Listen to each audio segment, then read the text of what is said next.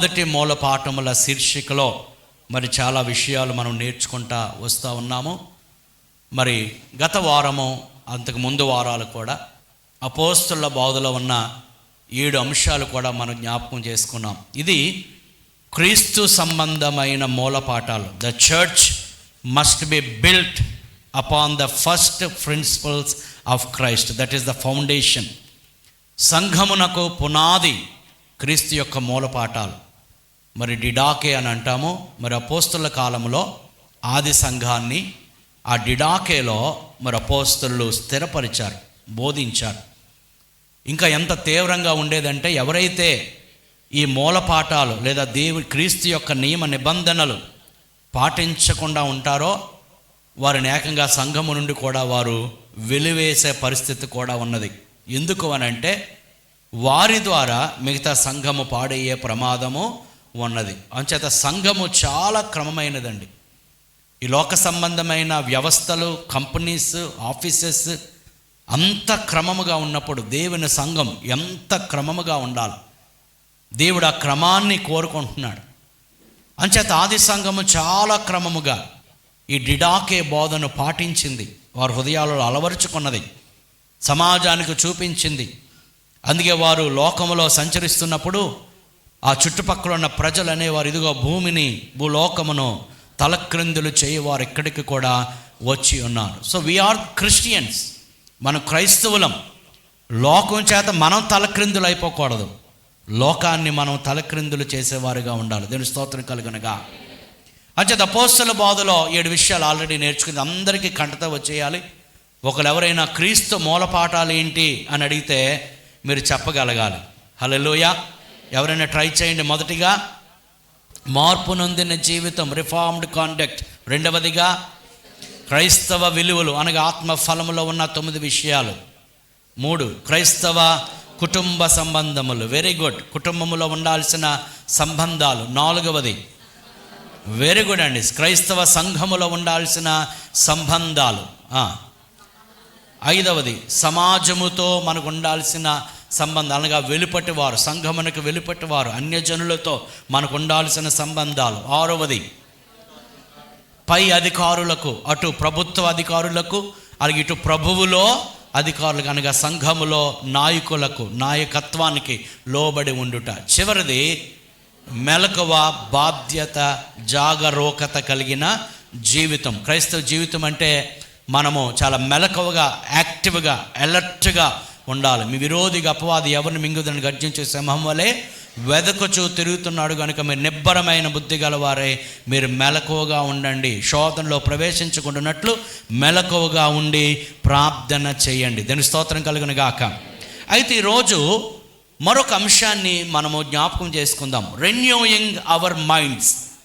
మన మనస్సులను నూతనపరచుకోవడం, మన మనస్సులను నూతనపరచుకోవడం. సో మనం కొన్ని క్రీస్తు సంబంధమైన మూల పాఠాలు మనం నేర్చుకున్నాం. కానీ ఆ మూల పాఠాలు it's not just for hour information. ఆ మూల పాఠాలు అవి మనకు కేవలము సమాచారం ఇవ్వడానికి కాదు. చూడండి, చాలామంది బైబిల్ని సమాచారం కొరకు చదువుతారు, అలాగే నాలెడ్జ్ కొరకు చదువుతారు. చూడండి, కొంతమంది ఆ యొక్క ఏమంటాము బైబిల్ అంతటిని వారు చదివిన తర్వాత మేము బైబిల్ కంప్లీట్ చేసామంటారు. ఇట్స్ వెరీ గుడ్, బైబిల్ని ఒకసారి కంప్లీట్ చేయడం అనేది మంచిదే. కానీ ఆ బైబిల్లో చదివిన విషయాలు ఎంతవరకు మా జీవితాల్ని నాశనం చేశాయి, ఎంతవరకు మన జీవితాలు కాపాడబడ్డాయి, మన జీవితాల్లో వాటిని ఎంతవరకు మనం అన్వయించుకున్నాం అన్నది కూడా చాలా ఇంపార్టెంట్ కదా. అంచేత వాక్యమును ఏదైతే చదువుతున్నామో, వాక్యాన్ని ఏదైతే మనము ధ్యానం చేస్తున్నామో, ఆ వాక్యము మన జీవితంలో మార్పు తీసుకురావాలి. ఇంతవరకు చాలా అద్భుతమైన సాక్ష్యాలు విన్నాం. వాక్యము వింటున్నవారు అటు ఆదివారం ఆరాధన కానీ, లేదా శుక్రవారం ఉపవాస ప్రార్థనలో కానీ, అలాగే స్త్రీల కూటములో చెప్పిన వాక్యం ద్వారా కానీ వారు మార్చుకున్న విషయాలు, ఇదిగో మేము అలాగ ఉండేవారమే, మేము ఇలాగ మా జీవితాలు మార్చుకున్నాం. సో అది ప్రభు మన నుంచి ఎక్స్పెక్ట్ చేస్తున్నాడు. So the Bible or the word of God is not just for the information, it is for the inspiration and also for the implementation. Then స్తోత్రం కలుగును గాక. ఇవి కేవలము సమాచారము కొరకు కాదు, అవి మన జీవితాలను ప్రభావితం చేయడానికి. రెండవది, వాటిని మన జీవితాల్లో ఇంప్లిమెంట్ అనగా వాటిని మన జీవితాల్లో అవలంబించడం కోసం, అన్వయించడం కోసమే ఈ వాక్య గ్రంథాన్ని చదవాలి. ఉదాహరణకి మీరు ఒక ప్యాసేజ్, ఒక వాక్యాన్ని చదివిన తర్వాత ఆ వాక్యము నాతో ఏం మాట్లాడింది, ఆ వాక్యము మాట్లాడిన తర్వాత నేను నా జీవితాన్ని ఏ రీతిగా నేను మార్చుకున్నాను అనేది చాలా చాలా ఇంపార్టెంట్ అండి. దీనికి స్తోత్రం చెప్పండి. సో సంవత్సరముల తరబడి క్రైస్తవులుగా పిలువబడుతున్న, సంవత్సరాల తరబడి మందిరానికి వెళుతూ ఉన్న, ఒకవేళ మన జీవిత విధానంలో మార్పు రాకపోతే మనం చదివినదంతా ఏంటి? వ్యర్థం. సో మన మనస్సులు మారాలి, మన మనస్సులు నూతన పరచబడాలి. గ్రేట్ కమిషన్లో మనం నేర్చుకున్న మత్తయి సువార్త 28 అధ్యాయము 19-18 వచనాలు కానీ మనం గమనిస్తే, ముఖ్యంగా మీరు సమస్త జనులను శిష్యులనుగా చేయండి, తండ్రి యొక్కయో కుమారుని యొక్కయో పరిశుద్ధాత్మ యొక్కయో నామములోనికి మీరు వారికి బాప్తిస్మం ఇవ్వండి. నేను ఏ ఏ సంగతులను మీకు ఆజ్ఞాపించానో, వాటినన్నిటినీ, అక్కడ ఏముందండి? వాటిలో కొన్ని కాదు, ఏదైతే సంగతులు మీకు ఆజ్ఞాపించానో వాటినన్నిటినీ గైకొనవలెనని మీరు వారికి ఏం చేయండి? ఆజ్ఞాపించండి లేదా బోధించండి. దీని స్తోత్రం కలుగును గాక. హల్లెలూయా. అంచేత దేవుని వాక్య గ్రంథములో వ్రాయబడిన మాటలు అవి మనము గైకొనుటకు, వాటిని మనము అవలంబించడానికి అంటాడు. వాటిని గైకొనవలెనని మీరు ఏం చేయండి? వారికి బోధించండి. వాటినన్నిటినీ, అందులో ఇట్స్ నాట్ సెలెక్టివ్ అండి. చాలామంది ఏం చేస్తారంటే, మనకి ఏది నచ్చుతుందో ఆ మాట తీసుకుంటాం, ఏది నచ్చదో ఆ మాటను మనం డిలీట్ చేసేస్తాం. ఆ మధ్యలో ఒక ఆయన వాక్యం చెప్తున్నప్పుడు నేను చదువుతున్నప్పుడు విన్నాను. అంటే వాక్యాన్ని బోధిస్తూ ఉండగా కొన్ని మాటలు స్కిప్ చేసేస్తున్నాడు ఆయన. ఏంటి, వాక్యం ఉన్నట్టు బోధించాలి కదా, ఎందుకు స్కిప్ చేస్తున్నాడు? స్కిప్ చేస్తే ఆ సంఘ పెద్దలతో ప్రమాదం అన్నమాట. మీకు అర్థమవుతుందా? ఎందుకంటే మళ్ళా తీసేస్తారు. అయ్యి బాబోయ్, వాక్యాన్ని స్కిప్ చేస్తామా? వాక్యము ఉన్నట్టు బోధించాలి. పరిశుద్ధంగా ఉండాలంటే పరిశుద్ధంగా ఉండాలని చెప్పాలి, నీతిగా బతకాలని చెప్పాలి. So we should not delete or skip some words from the బైబిల్లో చిన్న చిన్న మాటలు తొలగించి మనకు అనుకూలమైనవే చెప్పుకుని అలాగా మన జీవితాన్ని గడిపేయడం కాదండి. వాక్యము అది 2 అంచుల గల ఎటువంటి ఖడ్గము కంటే అది వాడిగలది. Hallelujah. Let the word of God, దేవుని వాక్యము మన హృదయంలోనికి రానివ్వాలి, మన జీవితంలోనికి రానివ్వాలి. ఆ వాక్యము మన జీవితంలో పనిచేయనివ్వాలి. అప్పుడే మన జీవితంలో మార్పు వస్తుందండి. అందుకంటే వాటిని అన్నిటినీ గైకొనాలి. వారు గైకొనవలెనని వారికి మీరు బోధించండి. మత్తయి సువార్త 7:24 వచనంలో 26 వచనంలో కూడా అక్కడ చెప్పబడిన ఒక మాట మనం అక్కడ గమనిస్తే, ఎవరైతే ఈ మాటలు చదవండి, మాట 7:24 వచనం, కాబట్టి ఈ నా మాటలు విని వాటి చొప్పున చేయి ప్రతివాడు. చూడండి, ఈ మాటలు వినడం మాత్రమే కాదు, వాటి చొప్పున చేయు ప్రతివాడు. చూస్తారా తేడా? విని మాట చెప్పా ఎంత మంచిగా చెప్పారు కాదు, లేదా పాస్టర్ గారికి మార్కులు వేసి అబ్బా ఈ పాస్టర్ గారు ఎంత బాగా చెప్పారు, ఆ పాస్టర్ ఎంత బాగా చేశారు. కొంతమంది ఇదే పని, చర్చిలన్నీ తిరగడము, పాస్టర్ గారికి మార్కులు వేయడము. సో నీ మార్కులు పాస్టర్ గారికి అవసరం లేదు, నీలో మార్పు రావాలి. దీని స్తోత్రం కలుగునగా. హల్లెలూయా. ఏమన్నాడండి? చదవండి. కాబట్టి ఈ నా మాటలు విని వాటి చొప్పున చేయు ప్రతివాడును బండ మీద తన ఇల్లు కట్టుకొనిన బుద్ధిమంతుని పోలి ఉండును. ఎవరండి బుద్ధిమంతులు? వినువాడు కాదు, విని వాటి చొప్పున గైకొనివాడు బుద్ధిమంతుని పోలి. ఆ ఇంటి మీదకి వరద వస్తుంది, తుఫాను వస్తుంది, కానీ ఆ ఇల్లు పడిపోదు. దీని స్తోత్రం కలుగనగా. ఆ ఇల్లు అనగా మన జీవితం, ఆ ఇల్లు అనగా మన కుటుంబం. ఏ జీవితం అయితే, ఏ కుటుంబం అయితే దేవుని వాక్యం మీద కట్టబడుతుందో, ఆ ఇంటి మీదకి ఎన్ని శోధనలు వచ్చినా, ఆ కుటుంబం మీదకి, ఆ జీవితం ఎన్ని శోధనలు, ఎన్ని శ్రమలు, ఎన్ని ఇరుకులు, ఎన్ని ఇబ్బందులు, ఎన్ని కరువు కష్టాలు వారి మీదకి వచ్చినా ఆ కుటుంబము, ఆ ఇల్లు పడిపోదు. దేవుని స్తోత్రం కలుగునుగాక. ఎందుకు అనంటే ఆ ఇల్లు లేదా కుటుంబము దేవుని వాక్యం అనే బండ మీద కట్టబడింది. 26వ వచనంలో మనం చదివితే అక్కడ మనం చూస్తాము, మరియు ఈ నా మాటలు విని వాటి చొప్పున చేయని ప్రతివాడు ఇసుక మీద తన ఇల్లు కట్టుకొనిన వానిని పోలి ఉండును. ఎవరండి? బుద్ధిహీనులు. ఇసుక మీద ఒక ఇల్లు బండ మీద కట్టబడింది, ఒక ఇల్లు ఇసుక మీద కట్టబడింది. ఇసుక మీద కట్టబడిన ఇల్లు అంటే ఏంటి? వాక్యము వింటున్నారు, చెప్పండి, విని వాటి చొప్పున చేయని వాడు. చాలామంది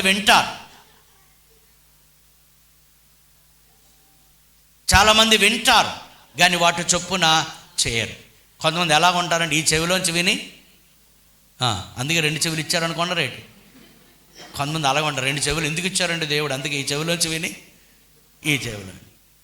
when you go to the doctor దగ్గరికి వెళ్ళినప్పుడు వారు పలానా మందులు మెడిసిన్ ఇంజెక్షన్ అన్నీ రాసి, ఇదిగో ఉదయం ఇది వేసుకోవాలి, మధ్యాహ్నం ఇది వేసుకోవాలి, రాత్రి ఇది వేసుకోవాలని చెప్పిన తర్వాత ఫస్ట్ సారి మనం సరిగ్గా అర్థం కాలేదు అనుకోండి, మరలా ఇదే కదండి, ఇదేనా ఉదయం, అదే బాబు, ఇదేనా రాత్రి, ఇదే బాబు, మళ్ళా మనకు అర్థం కాదు, మళ్ళా బయట ఉంటారు రిసెప్షన్లో, కూడా అడిగి కన్ఫర్మ్ చేసుకుని నాకు రాదుండి రాసి ఇచ్చేయండి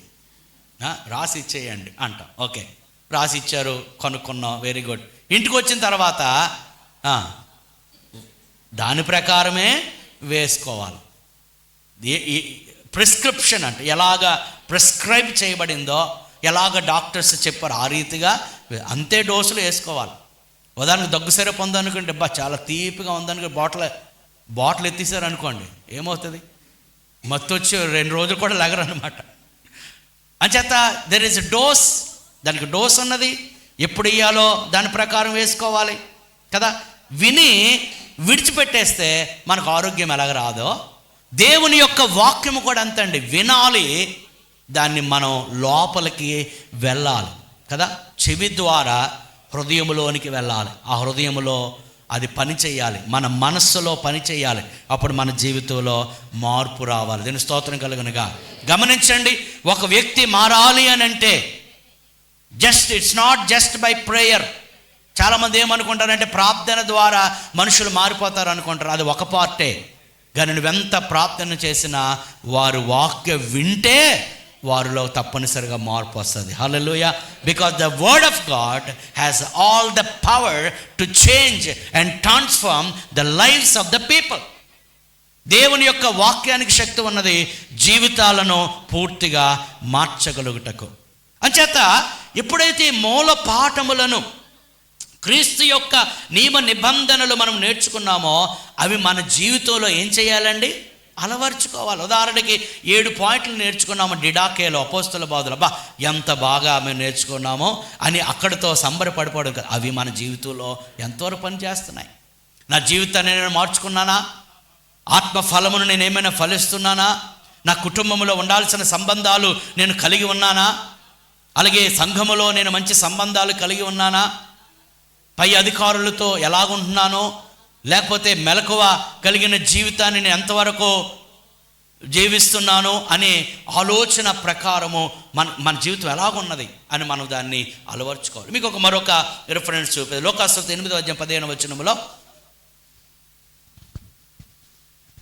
యేసుక్రీస్తు వారు విత్తువాని ఉపమానం చెబుతూ, కొన్ని విత్తనాలు త్రోవ పక్కన పడ్డాయి, కొన్ని విత్తనాలు రాతి నేల పడ్డాయి, కొన్ని విత్తనాలు ముండ్ల పొదల్లో పడ్డాయి, కొన్ని విత్తనాలు మంచి నేలలో పడ్డాయి. కానీ ఈ 3 రకముల నేలలో ఆ విత్తనాలు ఫలించలేదు. కొన్ని ఫలించిన మరలా అవి ఫలభరితం లేకుండా అవి వ్యర్థమైపోయాయి. కానీ ఒక నేలలో పడిన విత్తనాలు ఫలించాయండి. దానికి ఏమని పేరు పెట్టబడింది అక్కడ? మంచి నేల, సారవంతమైన నేల. చదవమది. మంచి నేల నుండి విత్తనములను పోలిన వారెవరనగా, మంచి నేల నుండి విత్తనమును పోలిన వారెవరనగా, యోగ్యమైన మంచి మనస్సుతో, చూడండి, యోగ్యమైన మంచి మనస్సుతో వాక్యము విని దానిని అవలంబించి ఓపికతో ఫలించు. ఎవరండి? ఓపికతో ఫలించు. వాక్యము విని ఎలాగ వినాలంటే వాక్యాన్ని మంచి మనస్సుతో, ఇంకో చోట అంటాడు సాత్వికముతో దేవుని యొక్క వాక్యాన్ని అంగీకరించాలి. పాస్టర్ గారు అలాగే చెప్తారు, ఇంటి దగ్గర మళ్ళా దైవజనులు చెప్పిన వాక్యానికి డిస్కస్ చేయడం కాదు. పాస్టర్ గారు అలాగే చెప్తే ఆయనకే పోయింది కాదు. పాస్టర్ గారు చెప్పింది ఎవరి కోసము? మన కోసం, మన జీవితాల మార్పు కోసం. అందుకంటే ఓపికతో సాత్వికముతో అంగీకరించాలి. దాని ఓపికతో మనం ఫలించడానికి ప్రయత్నం చేయాలి. ఎందుకంటే ఆ వాక్యమునకు ఆ శక్తి ఉన్నది. కాకపోతే మనం ఏం చేయాలంటే మనకు ఫలించే అవకాశాన్ని మనము ఇవ్వాలి. సో దీన్ని నెమ్మదిగా మనం ముందుకు తీసుకువెళితే దేవుని యొక్క వాక్య ప్రకారం మన జీవితాల్లో మార్పు రావాలి, రూపాంతరము చెందాలి. మనలో క్రీస్తు స్వరూపము మన చుట్టుపక్కల ఉన్న ప్రజలు చూడాలి అని అంటే మొదటిగా మన మనస్సు మారి నూతనమవ్వాలి, రూపాంతరం చెందాలి. హల్లెలూయా. మనందరికీ తెలిసిన నానుడి, మనస్సు మంచిదైతే మనిషి మంచివాడవుతాడు. హల్లెలూయా. సో మనిషి మంచోడు కాదు అని అంటే అతని మనస్సు మంచిది కాదు అంతే. ఎందుకంటే మనిషిని నడిపించేది ఏంటి? మనస్సు చెప్పినట్లు మనం నడుచుకుంటా వెళ్తారు కదా. మనస్సు ఏది చేయమంటే అది చెప్తూ ఉంటారు. అందుకే కొంతమంది అంటారు, నాకు అవన్నీ కాదండి, నా మనసే చెప్తే అది చేస్తుంది. మనసు అన్నిసార్లు మంచిది చెప్పదు. మనసు కొన్నిసార్లు ఎందుకు వచ్చిన జీవితం చచ్చిపో అంటది. మనసు చెప్పిందా దేవుడు చెప్పాడా? మనసు చెప్పింది. ఆ మనసు చెప్పింది విన్నాం అనుకో, రేపు ఉదయం పేపర్లో వచ్చేద్ది కదా. మనసు చెప్తే తాగమని చెప్తుంది, మనసు చెప్తే తిరగమని చెప్తుంది, మనసు చెప్తే తిరగబడమని చెప్తుంది, మనసు చెప్తుంది విరగబడమని చెప్తుంది. ఆ మనసు చెప్పిందల్లా వినేసాం అనుకో దెబ్బలు తినాల్సి వస్తుంది. అంచేత అన్నిసార్లు మనస్సు సరి అని చెప్పదు. అందుకంటాడు, ఒకని ఎదుట సరి అయినదిగా కనబడు మార్గము కలదు, చివరికి తుదకు అది నాశనానికి మరణానికి తీసుకెళ్ళిపోతుంది. చూడండి, ఈరోజు మనసు చెప్పినట్టు విని జీవితాలు నాశనం చేసుకున్న వారు ఉన్నారు. యవనస్తులు తండ్రి చెప్పినా వినరు, తల్లి చెప్పినా వినరు, పాస్టర్ గారు చెప్పినా వినరు, గురువులు చెప్పినా, టీచర్స్ చెప్పినా, పెద్దలు చెప్పినా, ఎవరు చెప్పినా వినరు. కానీ ఏం చెప్పింది అంటారు? మనసు చెప్పింది అన్నది సరైనది కాదండి. మనసు చెప్పినప్పుడు వినాలి. ఎప్పుడు అంటే ఆ మనస్సు మారి నూతనమైనదై దేవుని వాక్యానుసారంగా మలచబడిన మనస్సు చెప్పినప్పుడు మనము వినొచ్చు. కానీ ఆ మనస్సు మలినమైతే, ఆ మనస్సు దుష్టత్వముతో నిండి ఉంటే, ఆ మనస్సు పాపముతో నిండి ఉంటే ఆ మనస్సు చెప్పిన మాటలు మనం వినకూడదు. ఒకవేళ వింటే గనక అది తుదకు చివరికి ఆ వ్యక్తిని ఎక్కడ తీసుకెళ్ళిపోద్దంట? నాశనానికి తీసుకెళ్ళిపోద్ది. ఈరోజు వాక్యాన్ని మనం చూద్దాం. రోమిలికి రాసిన పత్రిక 12వ అధ్యాయం 1-2 వచనాలు. కాబట్టి సహోదరులారా, పరిశుద్ధమును దేవునికి అనుకూలమునైన సజీవ యాగముగా మీ శరీరములను ఆయనకు సమర్పించుకొనుడని దేవుని వాత్సల్యమును బట్టి మిమ్మును బతిమాలుకొనుచున్నాను. ఇట్టి సేవ మీకు యుక్తమైనది. మీరు ఈ లోక మర్యాదను అనుసరింపక, చూడండి, మీరు ఈ లోక మర్యాదను అనుసరింపక ఉత్తమమును అనుకూలమును సంపూర్ణమునై ఉన్న దేవుని చిత్తమేదో పరీక్షించి తెలుసుకొనున్నట్లు, చూడండి, మీ మనస్సు మారి నూతన మగుట వలన రూపాంతరం పొందండి. దేవుని స్తోత్రం కలుగునుగా. మనందరికీ ఇవ్వబడిన ఒక గురి ఉన్నది. మన గోల్ ఏంటి? కేవలము భౌతికమైన దీవెనలు పొందుకొని అక్కడతో ఆగిపోవడం కాదండి. మన గోల్ ఏంటంటే, అక్కడ అంటాడు 2వ వచనంలో, దేవుని చిత్తాన్ని నీవు గ్రహించాలి. దేవుని చిత్తం ఎటువంటిది? అది ఉత్తమమైనది, అనుకూలమైనది, సంపూర్ణమైనది. అందరూ చెప్పండి, ఏంటంటే దేవుని చిత్త లక్షణాలు? 1, అది ఉత్తమమైనది. God's will is always the best and it is the higher than anything. దేవుని చిత్తము, దేవుని యొక్క ఉద్దేశ్యము అన్నిటికంటే ఉత్తమమైనది. అన్నిటికంటే అంటే దాని అర్థం ఏంటి? మన ఆలోచనల కంటే, మన తలంపుల కంటే, మన మార్గముల కంటే, మన ప్రయత్నముల కంటే, అన్నిటికంటే దేవుని చిత్తము ఉత్తమమైనది. అందుకే యెషయా గ్రంథంలో 55వ అధ్యాయం అంటే చదవద్దులండి. భూమి కంటే ఆకాశము ఎంత ఉన్నతముగా ఉన్నదో మీ తలంపులకి నా తలంపులకి మధ్య అంత వ్యత్యాసం ఉన్నది. ఎంత వ్యత్యాసం అండి? భూమి కంటే ఆకాశం ఎంత ఉన్నతంగా ఉంది, ఎంత ఎత్తుగా ఉన్నది అంటాడు. మన తలంపులకు ఆయన తలంపులకు, మన ఉద్దేశాలకి ఆయన ఉద్దేశాలకి, మన చిత్తానికి ఆయన చిత్తానికి. అంటే ఎప్పుడైతే మన క్రైస్తవ జీవితంలో దేవుని చిత్తాన్ని తెలుసుకుంటామో అప్పుడు దేవుని చిత్తానుసారముగా మనము నడుచుకోవచ్చు. మనం ఎందుకున్నాం భూమి మీద చెప్పండి?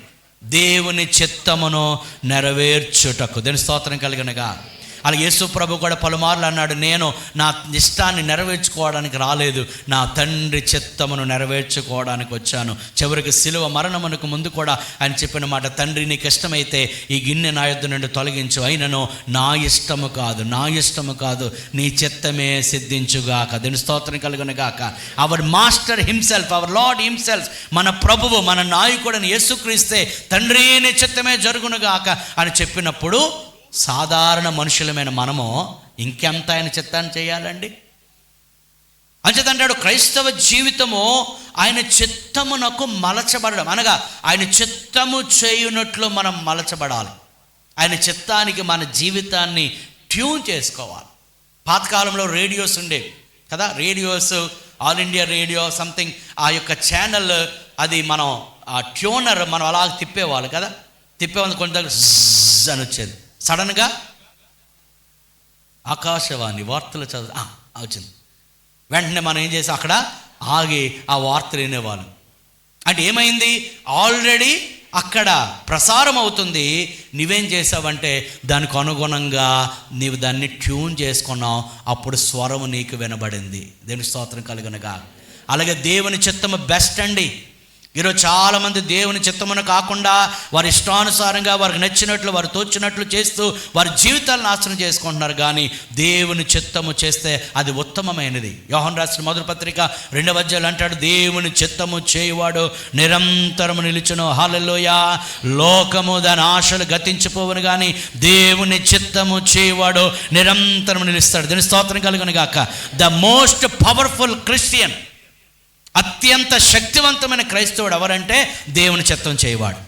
దేవుని చిత్తము చేయవానికి ఏది కూడా పోరాడి గెలవలేదండి. That is the power of a Christian who does the will of God all the time. దేవుని చిత్తాన్ని చేయువారు దేనికి చెప్పండి భయపడరు. ఎన్ని శోధనలు వచ్చినా, ఎన్ని శ్రమలు వచ్చినా, శత్రువు ఎన్ని పన్నాగాలు వేసుకున్నా కానీ దేవుని చిత్తాన్ని పట్టుకున్నవాడు అంటాడు నిరంతరము ఏం చేస్తారు, నిలుస్తారంటే ఎవరు స్థిరంగా ఉంటారండి. Nothing can move them. ఎవ్వరూ ఏది కూడా వారిని పడగొట్టలేదు, ఎందుకంటే అది ఉత్తమమైనది. అయితే ఆ చిత్తమును కనుగోవడానికి ఏం ట్యూన్ చేయాలి? అర్థమై ఏం ట్యూన్ చేయాలి?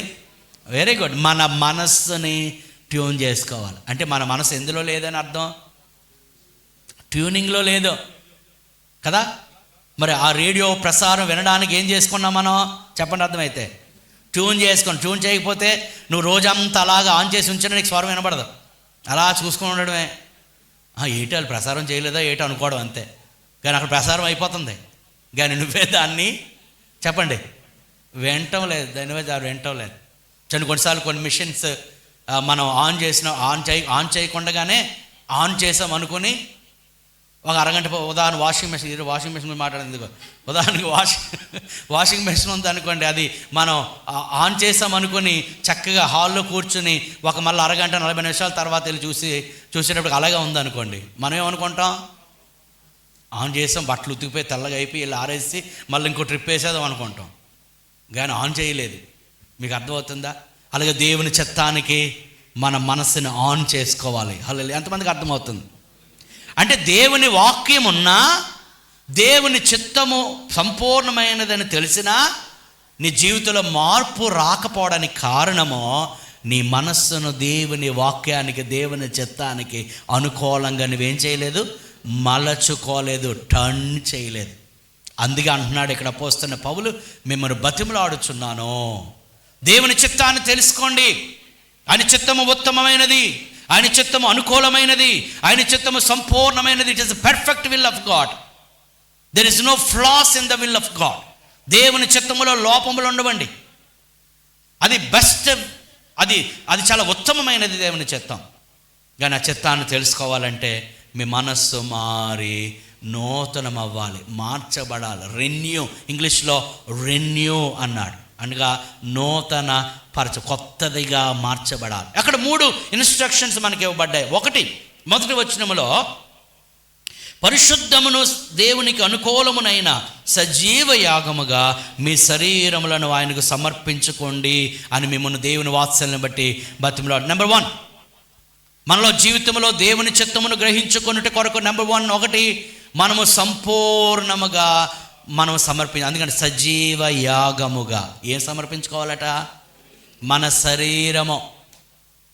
శరీరము. చాలాసార్లు మనం దారి తప్పిపోవడానికి కారణమో చెప్పండి, మన శరీరమే. ఆత్మ ఒకటి చెప్తే శరీరం ఒకటి చెప్తుంది. అందుకే గలతీయులకు రాసిన పత్రిక 5వ చదువుతాం, శరీరమునకును ఆత్మకును ఎల్లప్పుడూ కూడా ఒక విరోధం అవుతుంది. There is a warfare, there is a అక్కడ ఒక యుద్ధం జరుగుతూ ఉంటుంది, ఒక పోరాటం జరుగుతూ ఉంటుంది.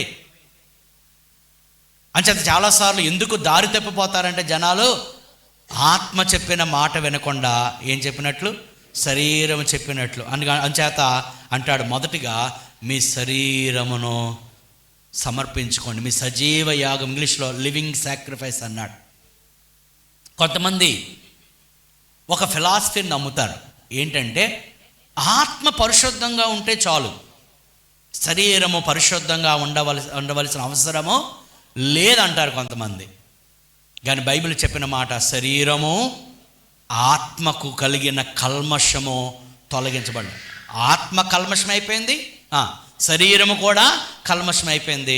యేసు రక్తము శరీరమునకును ఆత్మకును కలిగిన కల్మషము నుండి అంటే శరీరానికి కూడా కల్మషం ఉన్నది అని చెప్పి ఏమంటున్నాడు? ఆ శరీరమును సజీవ యాగముగా దేవునికి సమర్పించుకోండి. అంటే ఉదాహరణకి మన చేతులు, మన కళ్ళు, మన నోరు, మన కాళ్ళు కదా, మన నాలుక, మన మైండ్, మన హార్ట్, ఎవ్రీథింగ్ ప్రభువుకు సమర్పించుకున్నప్పుడు ఏమవుతుంది? చూడండి, ప్రభు చేతిలో పెట్టినప్పుడు మనం ఎవరు నడిపిస్తారు? దేవుడే నడిపిస్తాడు. దీని స్తోత్రం కలుగునుగా. జరుగుతున్నా అంచేత ఈ మూలపాఠములు మన జీవితంలో పనిచేసి మన జీవితంలో మార్పు రావాలంటే ఒకటి, పరిశుద్ధాత్ముడు ఒకవైపు కార్యం చేస్తాడో, రెండవది నీ వైపు నుంచి కూడా నువ్వు చెయ్యి. నీ వైపు నుంచి నువ్వేం చేయాలి? ఉదాహరణకి దేవా నన్ను మార్చని ప్రార్థన చేస్తే కాదు, నువ్వేమి మార్చుకోవాలో అవి మార్చుకోవడానికి నువ్వేం చేయాలి? ప్రయత్నించాలి. ఇందాక చెప్పాను కదా, ఆల్రెడీ అక్కడ ప్రసారం వస్తూ ఉంది, కానీ నువ్వేం చేయాలి? నువ్వు ట్యూన్ చేసుకోవాలి. అంతమందికి అర్థమవుతుంది. దీని స్తోత్రం కలుగునగా. హల్లెలూయా. నీవు కొన్ని మార్చుకోవాలి. చూడండి, ఉదాహరణకి ఎవరైనా డాక్టర్ అవ్వాలనుకోండి, లేదా ఇంజనీర్ అవ్వాలనుకోండి, లేదా IAS IPS ఆఫీసర్ అవ్వాలనుకోండి, ఏం చేయాలి? ఎర్లీ మార్నింగ్ 10 గల్లా వేస్తే సరిపోద్దా? ఎర్లీ మార్నింగ్ 10కి ఏం చేయాలి? మళ్ళీ మనమాట ఆ ఉన్నతమైన గోల్ ఉంది కనుక ఉదయాన్నే ప్రణాళిక వేసుకోవాలి. Very good. ప్రణాళిక వేసుకోవాలి, ప్లాన్ వేసుకోవాలి, టైం టేబుల్ తయారు చేసుకోవాలి, ఉదయాన్నే లేవాలి, సమయాన్ని దుర్వినియోగం చేయకూడదు, అనవసరమైన వాటికి సమయం ఇవ్వకూడదు, నో ఎంటర్టైన్మెంట్ కదా, ఎడ్యుకేషన్ చదవాలి. అప్పుడే నువ్వు అనుకున్నా చెప్పండి శిఖరాలకు నీవు చేరుకుంటావు. దీని స్తోత్రం కలుగునుగాక. హల్లెలూయా. ఆ రీతిగానే ప్రియులారా, మన జీవితంలో మార్పు రావాలి అని అంటే నెంబర్ 1 మనం సమర్పించుకోవాలి, దేవునికి ఆఫర్ చేయాలి. ఆది కాలంలో, పాత నిబంధన కాలంలో మరి ఆ ప్రజలు వచ్చి పాపం చేసిన వారు కొన్ని జంతువులను తీసుకొచ్చి ఆ జంతువులను వారు బలి ఇచ్చేవారు అనమాట. ఆ జంతువులను బలి ఇచ్చేవారు. అందులో దహన బలి అనేది ఒకటి ఉండేది. దహన బలి అనగా ఆ జంతువుని ఆ యొక్క కట్టెల మీద లేకపోతే ఆ బలిపీఠం మీద పెట్టి దాన్ని ఏం చేసేవారు చెప్పండి? దహనము చేసేవారు. అప్పుడు అది దేవునికి అది ఇంపైన సువాసనగా అది దేవుని యొద్దకు వెళ్ళి దేవుడు వారి పాపాలని క్షమించి దేవుడు వారిని ఏం చేసేవాడు? ఆశీర్వదించేవాడు. ఇప్పుడు మనం బలులు అర్పించాల్సిన అవసరం లేదు. మనం we are in the New Testament era. మనం కొత్త నిబంధన యుగములో, కొత్త నిబంధన కాలంలో మనం ఉన్నాం. మన బలులు అర్పించవలసిన అవసరం లేదు. కానీ ఏమంటున్నాడు? మీ శరీరములను సజీవ యాగంగా దేవునికి సమర్పించుకోండి. అంటే దహన బలి అయిపోయిన తర్వాత అక్కడ ఏం మిగులుతుంది? దహన బలి అయిన తర్వాత ఏం మిగులుతుంది? అక్కడ బూడిద మిగులుతుంది. అర్థమవుతుందా? అంటే దాని అర్థము మన శరీర అవయములను దేవునికి కంప్లీట్గా సమర్పించుకోవాలి. అంటే దాని అర్థం జాగ్రత్తగా గమనించాలంటే మన యొక్క కళ్ళు, మన యొక్క చెవులు, మన యొక్క నోరు, మన చేతులు, కాళ్ళు ఎవరికి సమర్పించుకున్నాం? దేవునికి సమర్పించుకున్నాం. ఒక గొప్ప దైవజనుడు మరి డిఎల్ మూడి అనుకుంటా, మరి ఆ దైవజనుడి పేరు నాకు అంతగా జ్ఞాపకం లేదు. వారు ట్రైన్లో వెళుతున్నప్పుడు ఆ ట్రైన్లో సాధారణంగా రకరకాల ఆటలు ఆడుతూ ఉంటారు కదా. వారు కొంతమంది పేకాట ఆడుతున్నారన్నమాట. పేకాట ఆడుతూ ఉంటే ఈయన గారికి కూడా రండి పేకాట ఆడదామని ఒక మొక్క వేశారట. అప్పుడు ఏమన్నారంటే ఆయన, ఈ చేతులు నావి కావు. దేని స్తోత్రం కలుగునుగా. అర్థమవుతుంది, ఈ చేతులు అలా నీవి కాదా, ఏ బ్రహ్మాండంగా నీవి కాదంట. ఎస్, ఈ చేతులు నావి కావు, ఈ చేతులను నా దేవునికి సమర్పించుకున్నాను. హల్లెలూయా. అంటే ఈ చేతులతో నేను ఆ పేకాట ఆడలేను. ఇది ఒకవేళ మన మిగతా విషయాలు కూడా అప్లై చేసుకుంటే, మన కన్నులు, మన చేతులు, మన కాళ్ళు ఎక్కడ పరిగెడుతున్నాయి? ఈ కాళ్ళు ఎక్కడ పడితే అక్కడ పరుగెట్టడానికి వీలు లేదు. ఈ కళ్ళు ఏది పడితే అది చూడడానికి వీలు లేదు. ఒకవేళ అలా చేస్తున్నామంటే చెప్పండి, నీ కన్నులను దేవునికి ఇంకా సమర్పించుకోలేదు, ఈ చేతులను ఇంకా దేవునికి సమర్పించుకోలేదు, ఇంకా స్మోకింగ్, డ్రింకింగ్, గ్యాంబ్లింగ్, ఇంగి చేస్తున్నావంటే నీ చేతులను ఇంకా సమర్పించుకోలేదు. నీ కాళ్ళు అక్కడికి పరిగెడుతున్నాయంటే కాళ్ళు ఇంకా సమర్పించుకోలేదు. ఇవి సమర్పించుకోకుండా జాగ్రత్త వినాలి, మన జీవితంలో రూపాంతర అనుభవం మనకు రాదు. ఇవి సమర్పించుకోకుండా అల్టిమేట్ ఏంటి? దేవుని చిత్తమును మనము కనుగొనలేము. ఎంతమందికి అర్థమైంది? మొదటిగా సజీవ యాగంగా ఆయనకు మీరు సమర్పించుకోండి అంటే ఏమన్నాడు తెలుసా? చాలా అద్భుతమైన మాట అండి, నాకు చాలా ఇష్టమైన మాట. మిమ్మల్ని బతిమాలుకుంటున్నాను, సో ఇట్స్ వెరీ ఇంపార్టెంట్ అని చెబుతూ, ఇట్టి సేవ మీకు యుక్తమైనది. ఎంత అద్భుతమైన మాట ఇది ఏంటంటే సేవ. సేవ అంటే కేవలం మందిరంలో పాటలు పాడడం, పరదాలు వేయడం, వాక్యం చదవడం, ఆరాధన చేయడం, లేదా నాలా బోధించడం, ఇది మాత్రమే కాదండి. యుక్తమైన సేవ, దేవునికి ఇష్టమైన సేవ ఏంటి అని అంటే చెప్పండి, మన శరీరములను సజీవ యాగముగా దేవునికి యాజ్ లివింగ్ సాక్రిఫైసెస్. దాంట్లో ఇంకొక అర్థం ఉన్నది, సంపూర్ణముగా దేవునికి సమర్పించుకోవడం. దీని స్తోత్రం కలుగునుగా. సంపూర్ణంగా చూడండి, మన ఆదాయంలో ఒక 10 భాగం ఇస్తాం, లేకపోతే మన సమయంలో కొంత సమయం ఆయనకి ఇస్తాం కదా, మామూలు సాధారణంగా మనం చేసేది. కానీ ఇదేదో కేవలం కొంత అంత కాదండి. అక్కడ ఏమంటాడంటే సంపూర్ణ, అంటే దాని అర్థము మన జీవితమే సంపూర్ణంగా ఆయన అందుకే అంటాడు, జీవించున్నది ఇక నేను కాదు, ఎందుకంటే నా జీవితాన్ని ప్రభువుకు సమర్పించుకున్నాను. హల్లెలూయా, హల్లెలూయా. అంటే నా ప్రభువు ఆయన, నేనేం చేసినా ఆయన చిత్త ప్రకారమే, ఆయన నడిపించినట్లే, ఆయన నడవమన్నట్లే నడుస్తున్నాను నేనని చెప్పగలగాలండి. ఎంతమంది మనం చెప్పగలం అలాగ? నా జీవితాన్ని సంపూర్ణంగా ఇటువంటి వారు దేవునికి కావాలండి. ఎవరైనా దేవుడు పరిచర్యలో వాడుకుంటారంటే సగం సమర్పణ ఉన్నోళ్ళు దేవుడు వాడుకోడు, సగం సమర్పణ ఉన్నోళ్ళు దేవుడు వాడుకోడు. కొంతమంది దేవుడు వాడుకున్న వాళ్ళు చూసి కొంతమంది అసూయపడతారు, కానీ వారి సమర్పణ జీవితం చూడండి, దేర్ కమిట్మెంట్, దేర్ డెడికేషన్, అది ఆ సమర్పణ బట్టి దేవుడు వాడుకుంటాడు. చూడండి, దేవుడు చేయాల్సినది ఆయన మనల్ని మార్చడం ఆయన చేస్తాడు, కానీ నీవు చేయాల్సింది ఏంటి? నీవు సమర్పించుకోవాలి. దీని స్తోత్రం కలుగునుగాక. ఇది ఏంటండి? సేవ అంటే నీ శరీరం అంతా, నీ జీవితం అంతా ప్రభువుకు సమర్పించుకోవడం. రెండవదిగా అక్కడ అన్నాడు ఇహలోక మర్యాదను, 2వ వచనము, ఇహలోక మర్యాదను మీరు అనుసరించవద్దు. There is contrast. అక్కడ 2 వ్యతిరేకమైన విషయాలు అక్కడ కనబడుతున్నాయి. ఒకటి లోకము, 2 దేవుని చిత్తం. This 2 are contradicting with each other. ఒకటి లోకము, 2వది దేవుని చిత్తం. అంటే మీరు ప్రభువు నమ్ముకున్నారు కనుక మీరు లోకాన్ని అనుసరించొద్దు, లోక మర్యాదను అనుసరించొద్దు. ఇంగ్లీష్లో చాలా అద్భుతంగా ఉంది, do not be confirmed to the pattern of this world అన్నాడు.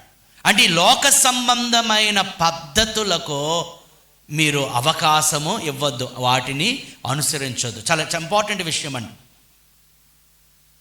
దేవుని నమ్ముకున్న తర్వాత మీరు దేవుని చిత్తమనే చేయాలి, కానీ లోక మర్యాదను అనుసరించుకోవాలి. చాలామంది దేవుని నమ్ముకున్న తర్వాత కూడా ఇంకా లోక సంబంధమైన పద్ధతులు పాటిస్తూ ఉంటారు. ముఖ్యంగా దేవుని పిల్లలు ఎక్కడ దొరికిపోతారంటే చెప్పండి, పెళ్ళిళ్ళలో, లేదా పిల్లలు మెచ్యూర్ అయినప్పుడు, ఇంకా కార్యక్రమాలు నిర్వహించినప్పుడు చుట్టుపక్కల ఉన్న అనేక మంది అన్యజనులు ఇచ్చిన సలహా పాటిస్తూ అక్కడికి వెళ్ళి ఆశ్చర్యపోతాం, మీరు అన్యులా ధన్యులా? మీకు అర్థమవుతుందా? అది ఎలాగుంటుందంటే ఆదివారం దేవుడు, లేదా ఇంకోలాగా చర్చిలో దైవ సంబంధమైన విషయాలు, బయట లోక సంబంధ విషయాలు. అందుకే ఒక ఆయన అన్నారు, చర్చిలో మత్తయి అంట, బయట మొత్తయి అంట. మొత్తయి కదా. సంఘములో ఒక పేరు, బయట ఒక పేరు. సంఘంలో పరలోకాన్ని దించేస్తాం, బయట లోకంలో మునిగిపోతాం. మీకు అర్థమవుతుందా? కొన్నిసార్లు వి కెనాట్ డిఫరెన్షియేట్, వీరు దేవుని పిల్లల అన్యజనుల అన్నట్టు. ఇక్కడ ఏమంటున్నాడంటే, మీరు ప్రభువుని నమ్ముకున్నారు కనుక మీరు ప్రభువుని అనుసరించి నడుచుకోవాలి. దేన్ని అనుసరించవద్దు? లోక మర్యాదను అనుసరించవద్దు. దాని గురించి డీటెయిల్గా తర్వాత మనం చూద్దాం. మూడవదిగా అన్నాడు, మీరు రూపాంతరం పొందండి. మూడవది ఏం చేయాలి? రూపాంతరం పొందాలి. మారు మనస్సు పొంది రూపాంతరం పొందాలి. సో మారు మనస్సు అనేది it's not just one time act. ఏదో ఒకసారి ప్రభు నమ్ముకొని అక్కడితో అయిపోలేదండి. మనం రూపాంతరము చెందాలి. దశలు మార్చుకొని మనం రూపాంతర అనుభవంలోనికి మనం వెళ్ళాలి. కొంచెం మనం డీటెయిల్గా ఈ మాటలు మనం చూద్దాం. రోమిలకు రాసిన పత్రిక మొదటి 3 అధ్యాయాలు చూస్తే అక్కడ పాపము నుంచి మనం విడిపించబడ్డామో అనే మాట మనం చూస్తాం. అంటే నీతిమంతుడు లేడు, ఒక్కడు లేడు. మన పాపమునకు దాసులమే ఉండగా యేసుక్రీస్తు తన మరణము ద్వారా, తన రక్త ప్రోక్షణ ద్వారా మన పాపం నుంచి విడిపించి మనకు ఆయన రక్షణ అనుగ్రహం. అందరూ చెప్పండి, ఏమి ఇచ్చాడు ప్రభు? మనకి రక్షణ ఇచ్చారు. Very good. 4-5 అధ్యాయాల్లో మనం చూస్తే క్రీస్తులో మనకున్న నూతనమైన నిరీక్షణ గురించి మాట్లాడుతున్నాడు. దేని గురించి మాట్లాడుతున్నాడు? వెరీ గుడ్, నిరీక్షణ. మొదటి 3 అధ్యాయాలు రక్షణ గురించి, తర్వాత 2 అధ్యాయాలు నిరీక్షణ గురించి, 6-8 అధ్యాయాలు చూస్తే నూతన జీవితాన్ని మనం పొందుకొనుట కొరకు సహాయము చేసే పరిశుద్ధాత్మను గురించి మనకి మాట్లాడుతున్నాడు. దేని గురించి? ఓకే, 3 విషయాలు. ఒకటి, దేవుడు మనకి ఏమిచ్చారు? చెప్పండి, అందరూ ఏమిచ్చారు? రక్షణ ఇచ్చారు. మీరు ఇంటికి వెళ్ళి ఈ డీటెయిల్గా మీరు చదువుకోండి. మొదటి 3 అధ్యాయాలు ఏమిచ్చారు ప్రభు? మనకి రక్షణ ఇచ్చారు. రెండవది మనకి ఏమిచ్చారు? నిరీక్షణ ఇచ్చారు. మూడవది ఏమిచ్చారు?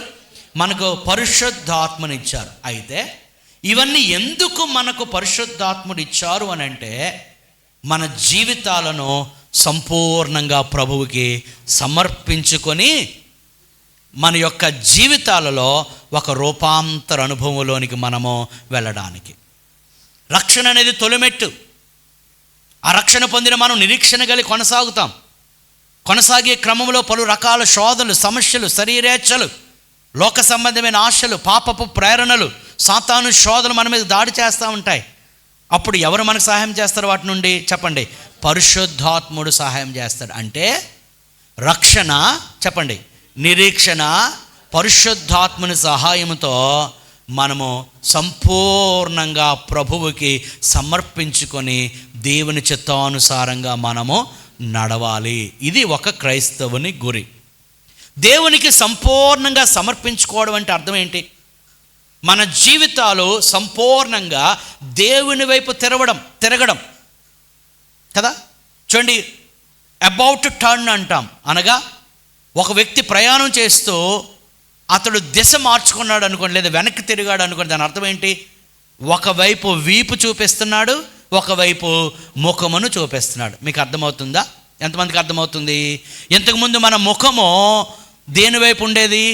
వెరీ గుడ్, లోకము వైపు ఉండేది.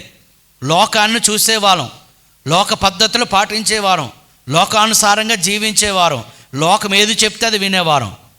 మనం రక్షణ పొందాం. ఇప్పుడు ఏం చేస్తాం మనం? వెరీ గుడ్, మనం దేవుని వైపు తిరిగాం. ఇప్పుడు మన ముఖం ఎవరి వైపు ఉన్నది? దేవుని వైపు ఉన్నది. మన వీపు లోకం వైపు ఉన్నది. అంటే దేన్ని అనుసరించాం మనం? లోకాన్ని అనుసరించమో, దేవుణ్ణే మనము ఇది కంప్లీట్ చేంజ్. జాగ్రత్త వినాలి. కొంతమంది చూడండి, ఇలా తిరిగాము కదా, అప్పుడు లోకం వైపు ఉండే వాళ్ళని, ఇప్పుడు చెప్పండి, దేవుని వైపు తిరిగాం. కొంతమంది ఎలా తిరగరు? ఇలాగా అంటే అయితే అటు, లేకపోతే ఇటు. చెప్పండి, ఆదివారం ఇటు, సోమవారం శనివారం వరకు అటు. ఆదివారం దేవుని పాటలు, సోమవారం నుంచి శనివారం వరకు సినిమా పాటలు, ఆ పాటలు, ఈ పాటలు కదా. ఆదివారం వాక్యము, సోమవారం శనివారం వరకు సీరియల్. అమ్మ పాస్టర్ గారు నా మీద గురిపెట్టారు అనుకోకండి. సీరియల్ ఎంత ఎవరికైనా అలవాటు ఉందా? సీరియల్ చూసి అలవాటు చేపేకెత్తని సీరియల్ చూసి అలవాటు ఉన్నవాళ్ళు ఎవరు ఎత్తరా? ఉంటుంది కానీ అమ్మో పరువు పోదు. ఇవన్నీ లోక సంబంధమైన చెప్పడం ముచ్చట్లు, కల్పనా కథలు కదా. దాని గురించి మనం కొద్దిసేపు ఆలోచన చేద్దాం. అబౌట్ టర్న్ అంటే మనకు లోకాన్ని విడిచిపెట్టి దేవుని వైపు ఇంకా చెప్పండి తిరిగిపోయాం. అంటే మన జీవితాన్ని నడిపించేది ఎవరై ఉండాలి చెప్పండి? దేవుడై ఉండాలి. ఇది క్లియర్గా 26:18 చూద్దామండి. అపొస్తలుల గారు 26:18.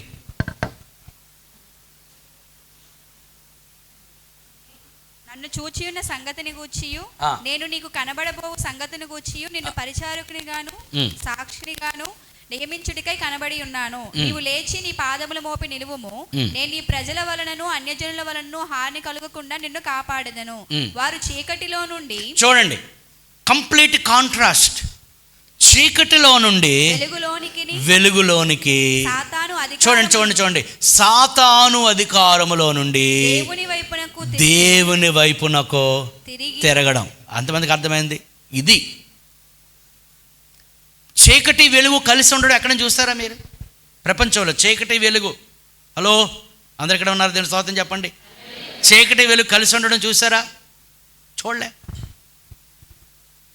అన్నాడు చీకటిలో నుండి వెలుగులోనికి వచ్చేస్తాం మనం. అంచేత మన క్రియలు ఎలా ఉండాలి? వెలుగు సంబంధమైన క్రియలు. అందుకే మీరు వెలుగు సంబంధులు, మీరు చీకటి సంబంధులు కాదంటాడు. అలాగే ఇంతకుముందు సాతాను అధికారంలో ఉన్నాం, రక్షణ పొందిన తర్వాత దేవుని అధికారంలోకి వచ్చాం. ఓకే, మరలా దేని వైపు తిరగకూడదు? చీకటి వైపు, సాతాను అధికారం వైపు మనము తిరగకూడదు. ఇది కంప్లీట్ చేంజ్ అండి. సంపూర్ణంగా సమర్పించుకోవడం అంటే ఇది. లోక సంబంధమైన మూలపాఠాలు అనుసరించకుండా క్రీస్తు సంబంధమైన నియమ నిబంధనలు పాటించడం. కొలస్సీ పత్రిక 2:6-8 గతసారి కూడా ఒకసారి నేను మెన్షన్ చేశాను, ఒకసారి మనం చూద్దాం. కొలస్సీ రాసిన పత్రిక 2:6-8. కావున మీరు ప్రభువైన క్రీస్తు యేసును అంగీకరించిన విధముగా ఆయన యందు వేరుపారిన వారై ఇంటివలే కట్టబడుచు మీరు నేర్చుకున్న ప్రకారముగా విశ్వాసమందు స్థిరపరచబడుచు. చూడండి, మీరు నేర్చుకున్న ప్రకారముగా మీరు విశ్వాసములో స్థిరపరచబడుచు, కృతజ్ఞతాస్తుతులు చెల్లించుట యందు విస్తరించుచు ఆయన యందుండి నడుచుకొనుడి. ఎందులో ఉండాలండి?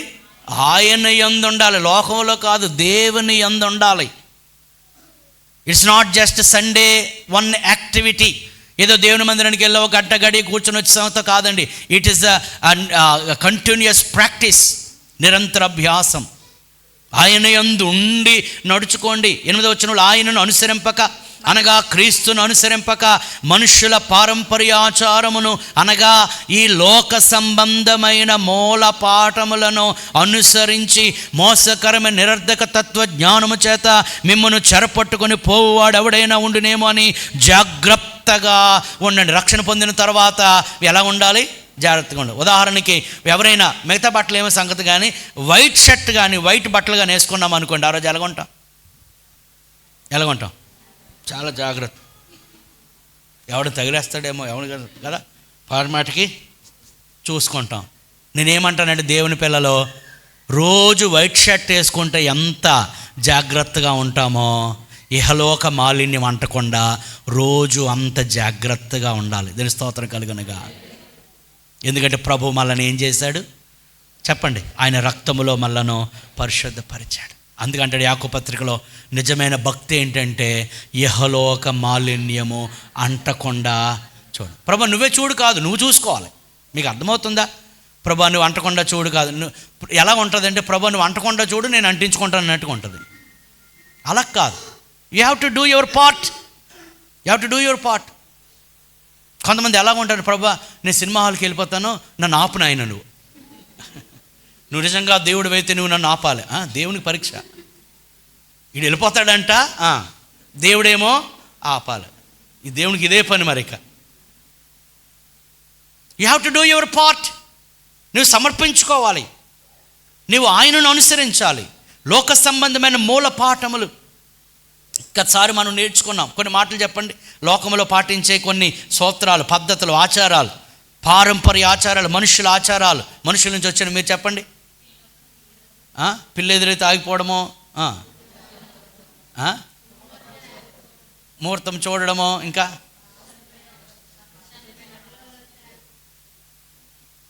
మీ అందరు కలిసి చెప్పేస్తున్నాను. వాసు చూడడము, రోజు చూడడము కదా, ఫలానా రోజు, 9వ రోజు, 11వ రోజు. కొంతమంది ఎవరైనా చనిపోతే ఫాస్ట్ గారండి జ్ఞాపకార్థకోవటం 9వ రోజు అండి. నేను అంటాను రోజులు పాటించాల్సిన అవసరమో లేదు. What ever is comfortable and which is comfortable for all కదా, అది మనం ఎన్నుకొని జరిగింది. సో రోజుల్ని పాటించాల్సిన అవసరం లేదు. ఎందుకంటే దేవుడు ప్రతిరోజు కూడా మంచిదిగా చూశాడు. చూడండి, దేవుని పిల్లలయ్యండి కూడా అమ్మో ఈరోజు ప్రయాణం చేయకూడదండి అన్నట్టు. మీకు తెలుసా ఫ్లైట్స్ టైం టేబుల్ ఒకసారి చూస్తే మీకు అర్థం. ఆ రోజు ప్రయాణం చేయనట్టు మరి అయిపోయినట్టే. ఇంకా మనకే ఇవన్నీ చాలా రకరకాలు. ఈరోజు ప్రయాణం చేయకూడదు, ఈరోజు ఇవ్వకూడదు, ఈరోజు తీసుకోకూడదు. కొంతమంది ఇవ్వకూడదు అంటే తీసుకోమంటే తీసేసుకుంటారు. అమ్మ ఈరోజు ఇవ్వకూడదండి, ఇస్తే అబ్బా మరి ఇదే అక్కడ, లేకపోతే ఆ కాలే పెట్టాలి, మరి కాల్ లేకపోతే అంటే మీకు అర్థమవుతుందా ఇవన్నీ ఎక్కడి నుంచి? లోక పాస్టర్ గారండి ప్రార్థన చేయండి, ప్రార్థన చేయడానికి ముందు ఏదో తీసుకొచ్చి అందులో పెట్టి, ఇవన్నీ ఏంటి, ఎక్కడి నుంచి వచ్చాయి? లోక సంబంధమైన మూల పాఠములు. కొన్నిసార్లు రెండు కూడా. పాస్టర్ గారు ప్రార్థన కావాలి, అది కావాలి కాదు. అందుకే ఏలి అంటాడు, మీరు ఎన్నాళ్ళ మట్టుకు 2 తలంపుల మధ్య మీరు తడబడతా ఉంటారు. అయితే యెహోవా దేవుని ఆరాధించండి, బయలుదేవత దేవుడు అనుకుని మీరు ఆరాధించుకోండి, కానీ 2 తలంపుల మధ్య ఎప్పుడు కూడా తడబడదు. పిల్లరా, ఎందుకు మనము వీటిని అనుసరించకూడదంటే చెప్పండి, మనం క్రీస్తు వైపు తిరిగాం. దీని స్తోత్రం కలుగును గాక. హల్లెలూయా అంటాడు. లోక సంబంధమైన మూల పాఠములను మనం అనుసరించకూడదు. రోమిలికి రాసిన పత్రిక 8వ అధ్యాయము 1 నుంచి 16 వచనాలు మీరు తర్వాత చదువు. అక్కడ రాయబడితే క్రీస్తు మనకు స్వాతంత్ర్యం ఇచ్చారు. మనకు స్వాతంత్రం ఉన్నది, అనగా మనకు స్వేచ్ఛ ఉన్నది. మనం ఏదైనా మనం చేసే అవకాశము మనకున్నది. దేవుడు మనల్ని రోబోట్ లాగా ఆయన సృజించలేదు. మనకు ఒక స్వేచ్ఛ ఉన్నది. అయితే అన్నీ అంటాడు, అన్నీ చేయుటకు నాకు అవకాశం ఉన్నది, స్వేచ్ఛ ఉన్నది, కానీ అన్నీ చేయదగినవి కావు. అంటే దేవుని నమ్ముకున్న తర్వాత నేను ఏదైనా చేయవచ్చు అంటే కాదు. దేవుని వాక్యానుసారమైనవి, దేవుని ఆత్మానుసారమైనవి, దేవుని చిత్తానుసారమైనవి మాత్రమే మనం చేయాలి. So you have a choice. అయితే దేవుణ్ణి అనుసరించండి, లేకపోతే చెప్పండి లోకాన్ని అనుసరించండి, కానీ రెండిటి మధ్య ఊగిసలు ఆడకూడదు. 2 పడవల మధ్య ఆ పడ మీద ఒక్కాలు, ఈ పడ మీద ఒక్కాలు వేస్తే వెళ్తాడా ఒడ్డుకి? అందుకని అయితే దేవుడు, లేకపోతే లోకం. దేవుని అనుసరించి పరలోకానికి, మోక్షరాజ్యానికి, ప్రభు ఉన్న చోటుకి వెళ్తామా, లేదా లోకాన్ని, సాతానుని అనుసరించి నిత్యమైన అగ్నిగుండానికి వెళ్తామన్నది ఇట్స్ యువర్ చాయిస్. దేవుడు ఏదైనా తోటలో వారు సృజించి అంటాడు, మీరు అన్ని పనులు తినొచ్చు, కానీ ఆ పండు మాత్రమో తినొద్దు. But you have a choice. చివరికి వారు they have chosen the wrong choice. వారు దేవుడు ఏదైతే వద్దన్నాడో అది వారు తీసుకుని తిని పాపం చేసి ఏదైనా తోట నుండి వారు వెళ్ళగొట్టబడ్డారు. సో దేవుడు అవకాశం ఇస్తున్నాడు. అయితే దేవుణ్ణి ఆరాధించండి, లేదా లోకంకి వెళ్ళాలని మీ ఇష్టం, కానీ ఎవరైతే ఆయన విశ్వాసం ఉంచుతారో వారికి నిత్య జీవము వాగ్దానం చేయడం. అందరూ దేవుని స్తోత్రం చెప్పండి. హల్లెలూయా. మత్తయి సువార్త 6వ అధ్యాయం 24వ వచనంలో మాట చూస్తాము.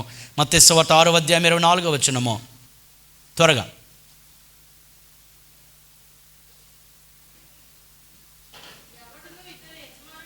ఎవరును 2 యజమానులకు దాసునిగా ఉండనేరడు. అతడు ఒకని ద్వేషించి ఒకని ప్రేమించును లేదా ఒకని పక్షముగా ఉండి ఒకని తృణీకరించును. మీరు దేవునికిని సిరికిని దాసులుగా ఉండనేరు. అంటే 2 యజమానులను ఎవరు కూడా సేవించలేరు.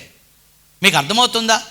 అంటే అక్కడ రెండు కాంట్రాస్ట్. మళ్ళా దేవుడు, ధనం. దేవుణ్ణి సేవిస్తూ ధనాన్ని మీరు సేవించలేరు, లేదా ధనాన్ని సేవిస్తూ దేవుణ్ణి 2 యజమానులు ఉంటే 2 ఎవరు కూడా సర్వ్ చేయలేరు. ఉదాహరణకి ఏదైనా ఒక కంపెనీ ఉందనుకోండి, సేమ్ పొజిషన్స్, ఇద్దరు మేనేజర్లు ఉన్నారనుకోండి, అవుతుందా? ఆ కంపెనీ రన్ అవుతుందా? ఓకే, సహకారులు ఉండొచ్చు, మేబీ సబార్డినేట్స్ ఉండొచ్చు, కానీ ఇద్దరు యజమానులు ఉంటే ఆ కంపెనీ ముందుకి రన్ అవ్వదు. అలాగే మన జీవితానికి ఇద్దరు బాసులు ఉండకూడదు. అయితే ప్రభువు చెప్పండి, లేకపోతే లోకం. కానీ అంటున్నాడు, ఆయనను మనము ఎలా స్వీకరించాం? ప్రభువుగా స్వీకరించాం. You cannot serve two masters. క్లియర్గా యోహాను రాసిన మొదటి పత్రిక 2వ అధ్యాయము 15-17 వచనాల్లో చాలా స్పష్టంగా మనం చూడవచ్చు. ఒకసారి ఎవరిని చదవండి. యోహాను రాసిన మొదటి పత్రిక 2వ అధ్యాయము 15-17 వచనాలు చూడండి. ఈ లోకమునైనను లోకములో ఉన్న వాటినైనను ప్రేమించొద్దు. Clear instruction. ఈ లోకములో ఉన్న వాటినైనను మీరు ప్రేమించొద్దు. ఒకవేళ ఎవడైనను లోకమును ప్రేమించిన ఎడల తండ్రి ప్రేమ వానిలో నుండదు. ఒకవేళ ఎవరైనా లోకాన్ని ప్రేమిస్తే తండ్రి ప్రేమ వారిలో ఉండదు. మీకు అర్థమవుతుంది? ఏది కావాలో చూస్ చేసుకోండి. ఒకవేళ లోకాన్ని ప్రేమిస్తే మీరు తండ్రి ప్రేమకు చెప్పండి దూరం. ఎంతమందికి తండ్రి ప్రేమ కావాలి? దేవుని ప్రేమ కొంతమందికి వద్దా? తండ్రి ప్రేమ మీలో ఉండాలంటే, ఆయన ప్రేమను అనుభవించాలంటే చెప్పండి, లోకాన్ని ప్రేమించద్దు. ఒకదాన్ని అంటూ లోకములో ఉన్నదేంటి? లోకములో ఉన్నదంతయు శరీరాశ, నేత్రాశ, జీవపు డంబము. ఇవి తండ్రి వలన పుట్టినవి కావు, అవి లోక సంబంధమైనవి. లోకము దాని ఆశలు, శరీరాశ, నేత్రాశ, జీవపు డంబము ఇవన్నీ గతించిపోవును గాని దేవుని చిత్తము చేయవాడు నిరంతరం నిలిచిన దేవుని స్తోత్రం కలుగును గాక. లోక ఆకర్షణకు లోనై లోకాశ, ధనాశ కదా, దురాశ, లోక సంబంధమైన ఈ యొక్క ఆశను నెరవేర్చుకుంటా పోతే పిల్లారా, మన దేవుని చిత్తమును మనం ఏం చేయలేము, నెరవేర్చలేము. పిల్లారా అంటాడు, ఇద్దరు మాస్టర్స్కి, ఇద్దరు యజమానులకు మనం సర్వ్ చేయలేము అనగా లోకమును తండ్రిని ఒకేసారి మనము సేవించలేము. అయితే దేవుడు, లేకపోతే లోకం. అందుకే ఇది చాలా ఇంపార్టెంట్. అందుకే పౌలు గారు అంటారు, మీరు సంపూర్ణంగా దేవునికి సమర్పించుకోండి. అప్పుడు మీరు దేవుని చిత్తమేంటో మీకు గమనించండి. సంపూర్ణ సమర్పణ లేకుండా దేవుని చిత్తాన్ని మనం గ్రహించలేము. మనకు తెలుసు దేవుని చిత్తం చేయకపోతే మనకి ఏమవుతుందో. దీని స్తోత్రం కలుగును గాక. హల్లెలూయా. అంచేదంటాడు, సంపూర్ణ మార్పును మనలో కోరుకుంటున్నాడు. ఎఫెసీయులకు రాసిన పత్రిక 4వ అధ్యాయము 22-24 వచనాలు కానీ మనం చదివితే, గతంలో కూడా దాన్ని మనం నేర్చుకున్నాము. మీ ప్రాచీన స్వభావమును వదులుకొని నవీన స్వభావమును ధరించుకోండి. ఒకటే, అర్థమవుతుంది? ఒకటే. అయితే ప్రాచీన స్వభావం లేదా నవీన స్వభావం. నేను గతసారి ఉదాహరణ చెప్పాను. మన బట్టలు మాసిపోయాయి అనుకోండి, మాసిపోతే ఏం చేస్తాం? ఆ మాసిపోయిన బట్టలు తీసేసి ఉతికిన బట్టలు, ఏదో కొత్త బట్టలు వేసుకుంటాం. ఏదో ఒకటే, కానీ రెండు వేసుకుంటామా? హలో, రెండు వేసుకుంటామా? అలాగా 3 వారాలు వేసుకోండి. వేసిన దాని మీద వేసుకుంటే ఎంత లాక్ అనమాట. ఒకళ్ళు ఎవరైనా బట్టల మీద బట్టలు వేసుకున్నారంటే ఎవరు వాళ్ళు? నేను చెప్పలేదు, చెప్పండి. పిచ్చోడు. మీరు బయటికి వెళ్ళి చూస్తే ఆడు కాలు ఎంత లా ఉంటుంది, చుట్టేసుకుంటాడు. ఎందుకంటే పిచ్చోడు. పాతవి వదలకుండా కొత్తవి ధరించుకోవడం అనేది అసాధ్యం. మీకు అర్థమవుతుందా? ఏదో ఒకటే. పిల్లరా, దేవుడు ఏమో మనలో కొంతమందిని దేవుడు మాట్లాడుతున్నాడు, హెచ్చరిస్తున్నాడు. సంపూర్ణ సమర్పణ అవసరం. దీని స్తోత్రం కలుగనుగా. ఇది ఎలాగంటే పిల్లరా, ఒక వ్యక్తి సైన్యంలో జాయిన్ అయిన తర్వాత నో టర్నింగ్ బ్యాక్ కదా. మీ ఇంటి దగ్గర మా ఆవిడ ఉండిపోయింది, మా పిల్లలు ఉండిపోయారు, వాళ్ళు పాలు తాగరు లేదో, అటు ఇడ్లీ తిన్నాడు లేదో, లేదా స్కూల్కి వెళ్ళడం లేదో, నథింగ్ డూయింగ్. అంటే మీకు ఉదాహరణగా చెప్తున్నా. ఎందుకంటే సైన్యంలో ఉన్నప్పుడు అంతా కూడా తన దృష్టి అంతా కమాండర్ మీద ఉండాలి కదా. కమాండర్ అనగా వారు కమాండ్ చేసేవాడు, కమిషన్ చేసేవాడు, వారి దృష్టి మీద ఉండాలి. లేకపోతే అతని ప్రాణానికే చెప్పండి ముప్పు. అంటాడు, నాగటి మీద చెయ్యి వేసి వెనుక తట్టు తిరుగువాడు నాకు పాత్రుడు కాదు. చాలామంది పిల్లారా, దేవుని పిల్లని చెప్పుకుంటూ కూడా ఇంకా దేవుని వైపు నిల్చోకుండా, దేవుని చిత్తము చేయకుండా, దేవుని చిత్తాన్ని అనుసరించకుండా ఇంకా లోకము వైపు తిరుగుతూ ఉన్నారు. అంటాడు లోక ఆశలన్నీ గతించిపోతాయి, లోకముని నీడ్చుకెళ్ళిపోద్ది నరకానికి. బి కన్ఫర్మ్డ్, దేవుని యొక్క చిత్తము చేయడానికి మళ్ళీ మనం సమర్పించుకోవాలి. దేవుని స్తోత్రం కలుగును గాక. హల్లెలూయా. అంటాడు రెవల్యూషన్ ప్రకటన గ్రంథం 3వ అధ్యాయం 16వ వచనములో, ప్రకటన గ్రంథం 3వ అధ్యాయం 16వ వచనము, త్వరగా, నీవు వెచ్చగానైనను చల్లగానైనను నిలువెచ్చగా ఉంటే నేను నిన్ను నా నోట నుండి ఉమ్మి వేస్తాను అంటున్నాడు. అమ్మో, అందుకే చాలామంది ప్రకటన గ్రంథం చదవరు, భయమండి అంటారు. ఎందుకు భయమో? ఎవరికి భయమో? నీతిగా భక్తిగా యథార్థంగా జీవించే వాళ్ళకి భయం ఉండదు. అటు పెట్టుకుంటే వాళ్ళకే భయం. ఏమంటున్నాడు? అయితే వెచ్చగా ఉండు, లేకపోతే చల్లగా ఉండు, అంతేగాని నులివెచ్చగా ఉండొద్దు. ఒకవేళ ఉంటే కనుక ఏమన్నాడు? నా నోట నుండి నిన్ను ఉమ్మి వేస్తా, అంటే నిన్ను విసర్జించి చేస్తాను. అంటే నిన్ను నేను ఏకంగా విసర్జించడం అంటే ఏంటి? విడిచిపెట్టేస్తాను. దేవుడు ఎవరైనా విడిచిపెడతాడా అని అంటే విడిచిపెట్టడా? విడిచిపెడతాడు. ఎప్పుడు? నిజానికి ఆయన స్వభావం కాదది. నిన్ను విడువను ఎడబాయను, ఏమాత్రము విడువనని వాగ్దానం చేసిన దేవుడు. ఆయన విడవడం అనేది అసాధ్యం, అంటే అది ఆయన స్వభావం కాదు. కానీ ఇక్కడ అంటాడు, నేను విడిచిపెట్టేస్తాను మిమ్మల్ని. ఎప్పుడు విడిచిపెడతానంటే మీరు అయితే వెచ్చగానైనా ఉండండి, చల్లగాను, కానీ నులివెచ్చని జీవితం, అటు ఇటు ఉండొద్దు. దేవుడు దయ్యమని అనొద్దు, దేవుడు లోకమని అనొద్దు, దేవుడు సాతాను అనొద్దు, దేవుని పద్ధతులు లోక పద్ధతులు అనొద్దు. అయితే దేవుని పద్ధతి లేకపోతే లోక పద్ధతి, మీరే నిర్ణయించుకోండి. చూసారా ఎంత పవర్ఫుల్గా ఉందో దేవుని యొక్క వాక్యం. ఈ మాట చెప్పనివ్వని పిల్ల, ఈరోజు దేవుని నామము అన్యజనుల మధ్య దూషింపబడడానికి కారణము దేవుని పిల్లలైన వారు దేవుని కోసం నిలబడకపోవడమే. అన్య సంబంధమైన సాంప్రదాయాలతో ఆచారాలతో కాంప్రమైజ్ అయిపోతూ ఉన్నారు. పిల్లారా, బతికితే రాజీ పడని క్రైస్తవుడిగా జీవించాలి. దేవుని స్తోత్రం కలుగునగా. We never compromise. ఎందుకంటే రాజీ పడాలి లోకంతో? లోకం ఏమైనా మన కూడు పెడుతుందా? లోకం ఏమైనా మనం పోషిస్తుందా? లోకం ఏమైనా మన ఆలనాపాలన చూస్తుందా? మన ఆలనాపాలన చూసేది ఎవరు చెప్పండి? దేవుడు. పోషించేది ఎవరు? దేవుడు. కాపాడేది ఎవరు? దేవుడు. కొంతమంది దేవుడు ఎన్ని కార్యాలు చేసినా ఇక్కడ 100 సాక్ష్యాలు చెప్తారు, మళ్ళీ లోకానుసారంగా జీవిస్తారు. నేను అంటారు, దేవుడు అంటున్నాడు ఏం చేస్తాడు? గట్టిగా చెప్పండి. ఏం చేస్తున్నాడు? ఉమ్మి వేస్తున్నాడు. అంటే పెద్ద పదాలు, ఉమ్మేస్తాను అన్నాడు.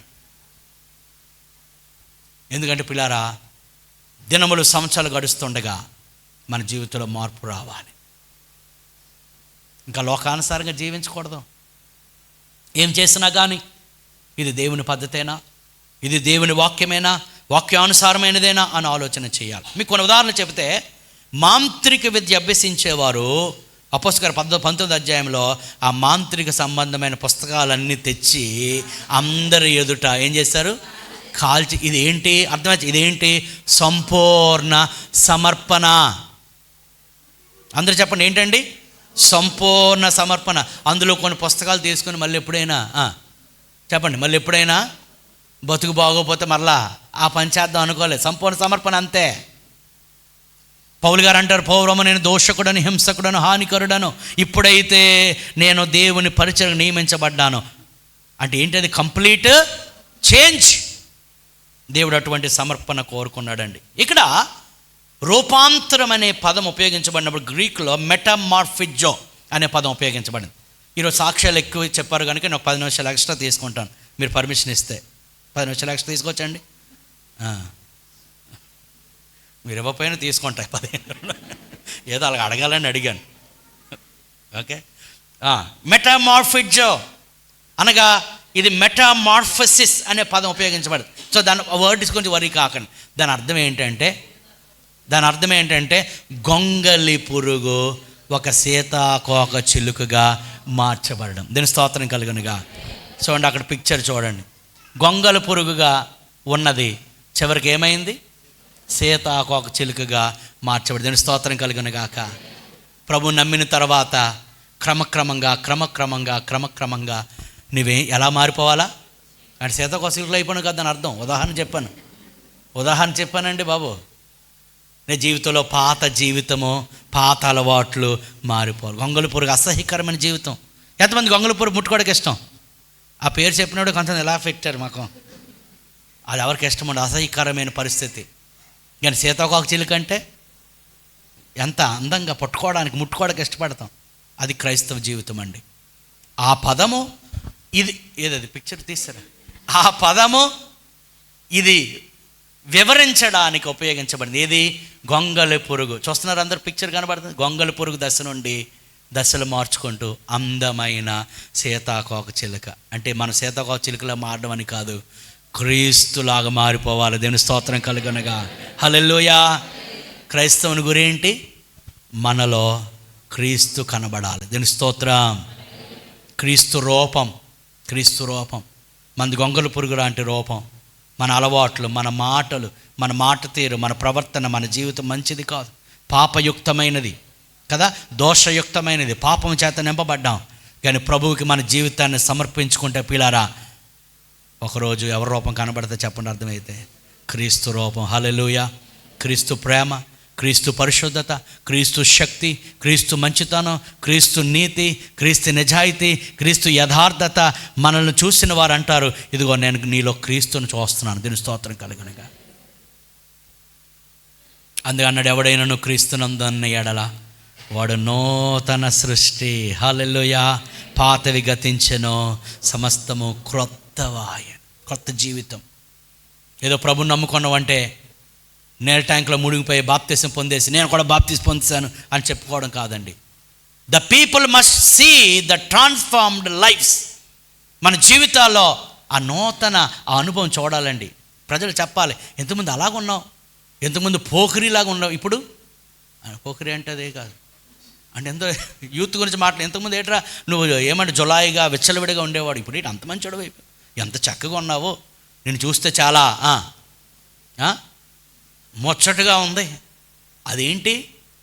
మార్పు నొందిన జీవితం. ఎందుకంటే ఎక్కడ పడితే అక్కడ దొర్లిసేవాడురా. ఇప్పుడేంటి చక్కగా ఆదివారం ఏంటో చక్కగా బైబిల్ పట్టుకుని చర్చికి వెళ్ళిపోతున్నావు. ఇదేంటి? మార్పు. మెటామార్ఫిజం. మనస్సు మార్చుకోవడం, నూతన పరుచుకోవడం అనగా క్రీస్తు స్వరూపంలోనికి మనము మార్చబడడం. దీని స్తోత్రం కలుగునుగాక. ఒక క్రైస్తవుని అల్టిమేట్ గోల్ ఏంటంటే, ఒక క్రైస్తవుని గురి ఏంటంటే మనం క్రీస్తు యొక్క రూపంలోనికి, స్వరూపంలో మార్చబడి. అందుకే గలతీ రాసిన పత్రికలు అంటాడు, క్రీస్తు స్వరూపము యందు ఏర్పడే వరకు నాలో ప్రసవ వేదన కలుగుచున్నది. అది ఎలాగ మన జీవితాలు మార్చబడతాయి, మన మనస్సు ఎలా మార్చబడతాయి అన్నాడు కదా. మీ మనస్సు మారి నూతనం అవ్వాలి అని అంటే రెండు విషయాలు. ఒకటి, ఎఫెసీ పత్రిక 5వ అధ్యాయం 18 నుంచి 20 వచనాల్లో మనం చూస్తే మీరు ఆత్మపూర్ణులై ఉండండి అన్నాడు. కొలస్సీ పత్రిక 3వ అధ్యాయం 16 నుంచి 17 వచనాలు చూస్తే క్రీస్తు వాక్యము మీ హృదయములలో సమృద్ధిగా నివసింపనీయండి. అంటే అర్థం ఏంటి? మనలో ఎప్పుడు మార్పు కలుగుతుందంటే దేవుని ఆత్మ చేత నింపబడి దేవుని వాక్యం చేత తరచుగా నింపబడతామో ఆ వాక్యమే మన మనస్సుని మార్చుతుంది. దేవుని స్తోత్రం కలుగునుగా. అందరూ దేవుని స్తోత్రం చెప్పండి. హల్లెలూయా. ఇప్పుడు చెప్పండి, ఒక మనిషి మారాలంటే ముందు ఏం మారాలి? మనస్సు మారాలి. అంతేనా? మనస్సు మారాలంటే ఎలా మారుతుంది? 1 పరిశుద్ధాత్మ చేత, 2 దేవుని యొక్క వాక్యము చేత. అందుకంటే యవనుడు దేవుని చేత తన నడత శుద్ధిపరుచుకుందరు, నీ వాక్యమును బట్టి దాన్ని జాగ్రత్తగా చూచుకొనుట చేతనే. యవనస్తులు మారాలి అని అంటే వాక్యం వినాలండి. అందుకే చాలామంది చెప్తాను, ఒకవేళ మా అబ్బాయి మారలేదండి, మా అమ్మాయి మారలేదని ఒకటే అంటాను. వారు దేవుని మందిరంలో లేదా దేవుని దగ్గరికి వచ్చి ఏమంటే కూర్చోమనండి అంతే. వాక్యమే వారి జీవితాల్లో, ఇందాక చాలా సాక్ష్యాలు విన్నాం, వారి జీవితాల్లో మార్పు రావడానికి కారణము ఏంటండి? కేవలం ప్రార్థన కాదు, ప్రార్థన అవసరమే, కానీ వారి హృదయములలో వాక్యం. ఎందుకంటే వాక్యము కఠినమైన బండలను కూడా మెత్తగా చేసేస్తుంది. దేవుని స్తోత్రం కలుగునగా. పౌలు ఎటువంటి వాడండి? దోషకుడు, హింసకుడు, హానికరుడు, హంతకుడు, మార్చబడ్డాడు. దేవుని ఆత్మ, దేవుని యొక్క వాక్యం మన జీవితాలు మారుస్తారు. అంచేత కేవలం ఈ సండే ఒక 1 అవర్ సెర్మన్ మీ జీవితాన్ని మార్చదు, 1 గంట ప్రసంగం మీ జీవితాలు మార్చదు. తరచుగా దేవుని యొక్క వాక్యము వినాలి, వాక్యాన్ని చదవాలి. చాలామంది ఆదివారమే బైబిల్ తెరుస్తారు, మిగతా రోజులని బైబిల్ ఎక్కడ ఉంటుందో కూడా తెలియదు కదా. అలాంటి వాళ్ళు ఉన్నారేంటి మీలో ఎవరైనా ఉన్నారా? బొరొప్పుతున్నారే అలా ఉండకు. అనుదినము దేవుని వాక్యం వినాలి, ధ్యానించాలి, వాక్యం చేత నింపబడాలి. అప్పుడే మన జీవితంలో ఒక గొప్ప మార్పు వస్తుంది. ఇక్కడ ఒక మాట గమనించాలి, ఇట్ ఈస్ ప్రాక్టీస్. ఇది ఒక అభ్యాసం, ఇది ఒక స్పిరిచువల్ వార్ఫేర్, ఇది ఆత్మీయమైన పోరాటం. శరీరానికి మనలో ఉన్న ఆత్మకు పోరాటం, లోకానికి మనలో ఉన్న ఆత్మకు పోరాటం. అది అపోస్తలుడైన పౌలు అంటాడు, నేను ఏమి చేయాలనుకుంటున్నానో అది చేయలేకపోతున్నాను, ఏది చేయకూడదు అనుకుంటున్నానో అదే చేసేస్తున్నాను, కానీ నేను దేవుని ఆత్మ ద్వారా దేవుని శక్తిని విజయం సాధించాను. దేవుని స్తోత్రం కలుగును గాక. So this is spiritual battle.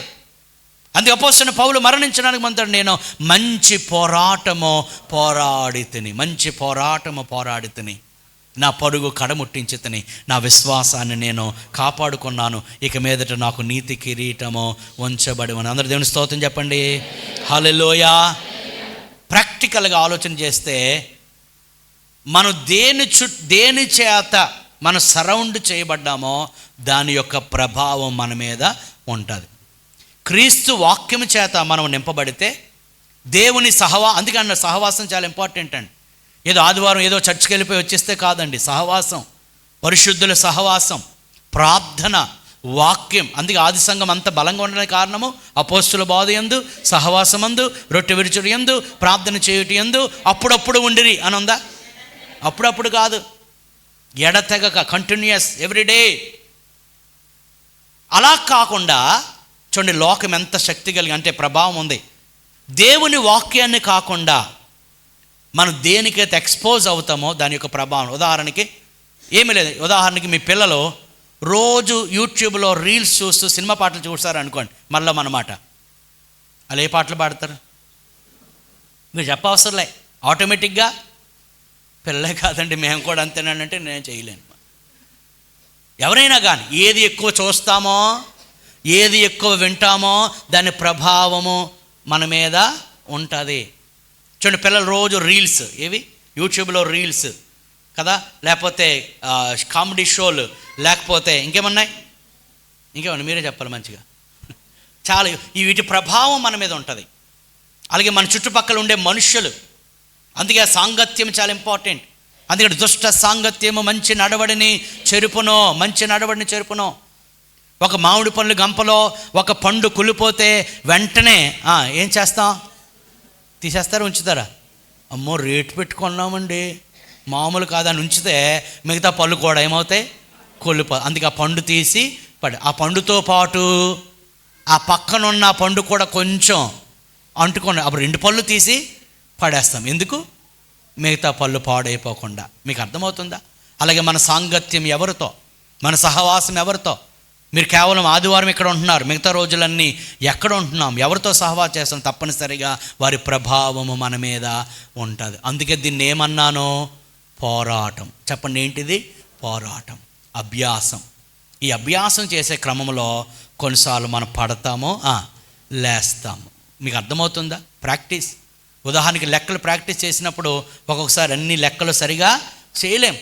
కొన్నిసార్లు లెక్కల మాస్టర్ గారు చెప్తారు అలా కాదు ఇలా కాదు, బికాజ్ ప్రాక్టీస్. అందుకే దేవుని సహవాసం ఉన్నప్పుడు పిల్లారా, మనం పడిపోయినప్పుడు ఎవరో ఒకరు మనల్ని ఏం చేస్తారు? అందుకే సహవాసం అవసరం. ఈరోజు ఏమైపోయిందంటే ఇండివిడ్యువలిజం పెరిగిపోయింది. నేను నా దేవుడు ప్రార్థన చేసుకుంటాను, వాక్యం చదువుకుంటాను కాదు, సహవాసంలో ఉండాలి. అందుకంటే ఒకరికంటే ఉభయులు కలిసి ఉండుట వలన ప్రయోజనం. దీని స్తోత్రం కలుగును గాక. అంచేత we have to renew our minds. మన మనస్సులను మార్చుకోవడానికి ప్రార్థన అవసరం, వాక్య ధ్యానం అవసరం. వాక్యం ద్వారా దేవుడు మాట్లాడుతున్నప్పుడు పశ్చాత్తాపపడడం అవసరం. గమనించండి, the most blessed people are not the one who doesn't sin at all, but they repent. అర్థమవుతుందా? ఎవరు ఆశీర్వదించబడిన వారంటే అసలు ఏ పాపము చేయని వారు కాదు. ఎందుకంటే పాపము అందరూ చేస్తారు, రకరకాల పొరపాట్లు చేస్తూ ఉంటారు. కానీ నిజమైన ఆశీర్వాదము ఆ పాపములను ఒప్పుకొన్నప్పుడు, పశ్చాత్తాపడినప్పుడు. దీని స్తోత్రం కలుగును గాక. అందుకని అతిక్రమమును దాచిపెట్టువాడు వర్ధిల్లడు, కానీ వాటిని ఒప్పుకొని విడిచిపెట్టువాడు దేవుని కనికరం పొందుతాడు. హల్లెలూయా, హల్లెలూయా. అంచేత పిల్లారా, మార్పు అనేది ఎక్కడ రావాలి? మొదట చెప్పండి, అర్థమైంది. మన మనస్సు మార్చబడి, మన మనస్సు రూపాంతరం చెందాలి. ఆ రూపాంతరం చెందడానికి మనము అవకాశం ఇవ్వాలి. మన మనస్సును దేవుని సమర్పించుకోవాలి. ప్రభువా, నా మనస్సును మార్చు, నా జీవితాన్ని మార్చు అని మనం దేవునికి సమర్పించుకుంటే దేవుడు తన ఆత్మ ద్వారా, చెప్పండి, 2 తన వాక్యము ద్వారా మనం మారుస్తాడు. నీ వాక్యం వినకపోతే, వాక్యం ధ్యానించకపోతే, ఈవెన్ ఏదో ఆదివారం 1 గంట ప్రసంగం కాదండి, తరచుగా వాక్యాన్ని ధ్యానించాలి. రోజు కనీసం 1 అరగంట సేపు వాక్యం చదువుతున్నా అన్న వాళ్ళు ఎవరైనా చేయపెడతారు? రోజు కనీసం 1 అరగంట. Very good, very good, very good. ఎంత ఎక్కువగా వాక్యాన్ని చదవడం మాత్రమే కాదు, ధ్యానిస్తాం, ఆ వాక్యం మన జీవితాల్లో ఏం చేస్తుంది? ఒక మార్పును తీసుకొస్తుంది. దేవుని స్తోత్రం కలుగును గాక. మరొకరు చెప్పాలంటే, లోపల జరిగిన మార్పే బయట మన సాక్ష్యం. దేవునికి స్తోత్రం కలుగును గాక. నేను చాలాసార్లు ఈరోజు తెచ్చి చూపిద్దాం అనుకున్నా. ఒక క్లోజప్ పేస్ట్ ఉందనుకోండి, దాన్ని ఎలాగ నొక్కామనుకోండి, ప్రెస్ చేసామనుకో, ఏమొస్తుంది? మరి అదే మరి ఈ రెండో ప్రశ్న అడుగుతాను. కోల్గేట్ పేస్ట్ని ఇలా ప్రెస్ చేశాను అనుకోండి, ఏమొస్తుంది? ఇప్పుడు లైన్లోకి వచ్చారు. ముందేమన్నారు? పేస్ట్ అన్నారు. క్లోజప్ పేస్ట్ నొక్కితే క్లోజప్ పేస్టే వస్తుంది, అంతేనా? కోల్గేట్ పేస్ట్ ట్యూబ్ నొక్కితే కోల్గేట్ పేస్టే వస్తుంది. దేని చేత నింపబడతామో అదే బయటకు వస్తుంది. దేవునికి స్తోత్రం కలుగునుగా. దేవుని వాక్యం చేత నింపబడితే మన లోపల నుంచి వాక్యం వస్తుంది. ఈ లోక సంబంధమైన వాటి చేత నింపబడితే అవే బయటకు వస్తాయి. ఎప్పుడు సినిమాలు, రీల్స్, వగేరా మీడియా, లేకపోతే మీడియా అంటే ఐఎమ్ నాట్ టేకింగ్ ఏమంటాం, అన్నీ నెగిటివ్ కాదు. మీడియా అవసరం కదా, మంచి విషయాలు తీసుకెళ్ళడానికి మీడియా చాలా అవసరం. కానీ అపవిత్రమైనవి కూడా అందులో ఉంటే వాటిని మనం ఎంటర్టైన్, ఎందుకంటే ఏమి చూస్తామో, ఏమి వింటామో అది మన మనస్సులోనికి వెళ్ళిపోద్ది. ఒకసారి మనసులోకి వెళ్ళిన తర్వాత ఆ మనిషి ఆ రీతిగానే ప్రవర్తిస్తూ ఉంటాడు. ఆ మధ్యలో ఎవరో డెలివరీ కూడా యూట్యూబ్లో చూసి చేసాడట. పాపం ఆవిడ చచ్చిపోయింది. ఆవిడ చచ్చిపోయిందండి బాబు, ఆవిడ చచ్చిపోయింది. అంటే అన్నీ దాని ద్వారా అయిపోదు. అంటే మీకు ఉదాహరణగా చెప్తున్నా. లేదా ఏదో యూట్యూబ్లో చేసి తప్పు ఎలా చేయాలి, పాపం ఎలా చేయాలి, అక్రమం ఎలా చేయాలి, ఎలా హత్యలు చేయాలని నేర్చుకుంటున్నారు. Don't use the media in wrong way, good way. అంచేత ప్రియులారా, మనం దేని చేత ఆవరించబడి ఉంటామో దాని యొక్క ప్రభావం మన మీద తప్పనిసరిగా ఉంటుంది. సింపుల్గా ఒక మాట చెప్పి ముగించేస్తాను. అపోస్తలుడైన పౌలు కొరింథీయులకు రాసిన మొదటి పత్రిక 11వ అధ్యాయం 1వ వచనంలో ఈ మాట చెప్తూ ఉన్నాడు. నేను క్రీస్తును పోలి నడుచుకున్న ప్రకారము మీరు నన్ను పోలి నడుచుకోండి. దాని స్తోత్రం కలుగునుగా. చాలాసార్లు నన్ను చూడకండి, ఎవరిని చూడండి? క్రీస్తును చూడండి అంటాం. కానీ పౌలు ఏమన్నారంటే మీరు నన్ను చూడండి. హల్లెలూయా. అది మన గురి. చెప్పండి, అది మన గురి. ఏంటి? నేను క్రీస్తును పోలి నడుచుకుంటున్నాను, నన్ను కదా మీరు నన్ను పోలి మీరు నడుచుకోవచ్చు. ఎందుకంటే నేను క్రీస్తును పోలి అంటే మీ ముందు నేను మాదిరిగా ఉన్నాను. That's our goal. మరలా చెప్పి ముగిస్తున్నాను. ప్రజలు క్రీస్తుని చూడలేదు, మనలోనే క్రీస్తుని సమాజము చూడాలి. దీని స్తోత్రం కలుగును గాక. ఆ రీతిగా గొంగళ పురుగు లాంటి మన జీవితము క్రమక్రమంగా మార్పు చెంది రూపాంతరం చెంది అసలు సెసలైన అద్భుతమైన రూపం రావాలి. దీని స్తోత్రం కలుగును గాక. మన చుట్టుపక్కల ఉన్న ప్రజలు చెప్పాలి, మీలో క్రీస్తుని చూసాం, క్రీస్తులో ఉన్న సమాధానం, క్రీస్తులో ఉన్న భక్తి, క్రీస్తులో ఉన్న పరిశుద్ధత, క్రీస్తులో ఉన్న నీతి, క్రీస్తులో ఉన్న యథార్థత మీలో చూడగలిగాము. We also want to believe in Christ. మేము కూడా ఆ యేసు ప్రభునందు విశ్వాసం ఉంచి ఆయన నమ్ముకోవాలనుకుంటున్నామనే సాక్ష్యాలు మన ద్వారా వింటే మన ద్వారా దేవునికి మహిమ, ఘనత, ప్రభావములు కలుగుతాయి. అంచేత మనం నేర్చుకుంటున్న విషయం ఒకటి, మనస్సు మారి నూతన మొగట వల్ల మనం ఏం చేయాలి? రూపాంతరం. మన గురి క్రీస్తులాగా మారిపోవాలి. అది ఎలాగ సాధ్యమో? ఒకటి పరిశుద్ధాత్మ కార్యము ద్వారా మనకు అవకాశం ఇవ్వాలి ఆయనకి. రెండవది తరచుగా వాక్యం. అందుకే సంఘంలో కూడా ఏవైతే కార్యక్రమాలు అవుతూ ఉన్నాయో ఎందుకు వినియోగించుకుంటున్నామంటే ఎందుకు వినియోగించుకోమంటున్నామంటే ఆ వాక్యం ద్వారా మన జీవితంలో మార్పు చూడండి. కొంతమంది క్రమంగా వచ్చి వింటున్న వారి జీవితాలు మార్పు చెందుతారు. ఏదో అడపదడప వినేవారు అలాగే ఉంటున్నారు. కారణము దేవుని యొక్క వాక్యము మన జీవితాల్లో గొప్ప మార్పుని అందుకే కొలస్సీ పత్రుడు అంటాడు, క్రీస్తు వాక్యము మీ హృదయములలో సమృద్ధిగా నివసింపనీయండి. హల్లెలూయా. అటువంటి కృప ప్రభు మనకిచ్చునుగాక. ప్రభు చిత్తాన్ని గ్రహించే ఆ జీవితము, నూతనమైన జీవితము, సంపూర్ణమైన దేవుడు ఆశించిన జీవితము ప్రభు మనకి అనుగ్రహించునుగాక. దాని కొరకు మనం అభ్యాసం చేద్దాం. ఆ రీతిగా ప్రభు రూపంలోనికి మార్చబడదాం. అటువంటి కృప పరిశుద్ధాత్మ దేవుడు మనకు అనుగ్రహించునుగాక.